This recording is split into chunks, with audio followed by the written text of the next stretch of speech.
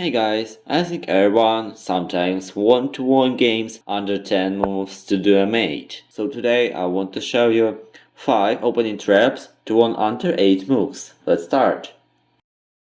We'll start with Damiano Trap. We're playing e4, he playing e5, we're taking his pawn on e5, and he defended it with strange move f6, his blunder.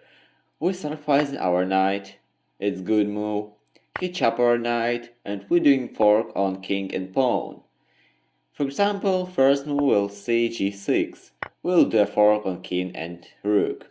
So he need to play king to e7. We chop his pawn, he going to f7.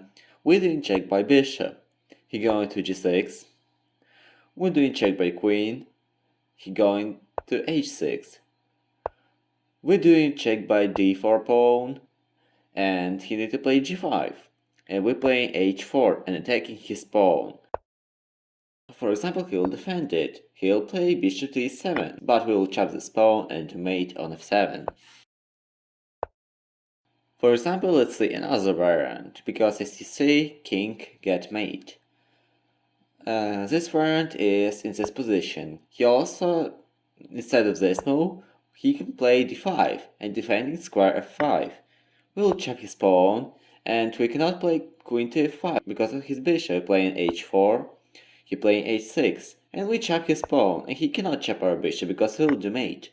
So for example, he attack our queen, we're playing queen a5 to control square f5, he'll play knight to f6, and after this we'll chop his rook. Second trap is legal trap. We're playing e4, he playing e5. We attack his pawn, he defended it by d6. We're playing bishop to c4, he playing bishop to g4.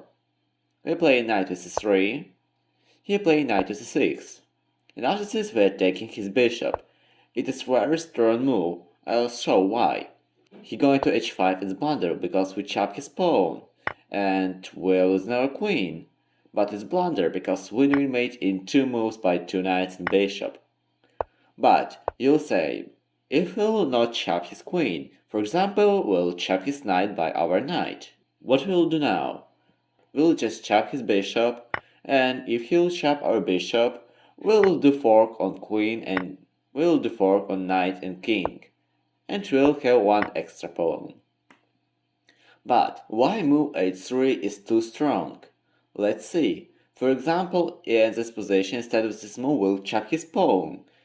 And she'll say, yes, if he'll chop our queen, we'll do mate, but he can chop our knight, and after this, he defended his bishop, he attacking our bishop, and bishop attacking our queen. Next trap is in Golland defense. We start with d4, he playing f5. We playing a strange move, bishop to g5, he attacking it. We're going back, and he want to trap it, g5 and f4. But after this, it's blunder, we're playing e3, attacking his pawn, and he chop our bishop. But it's blunder because we didn't mate in 1 by our queen. The best move for him in this position is to play d6, but we're doing check and chop his pawn.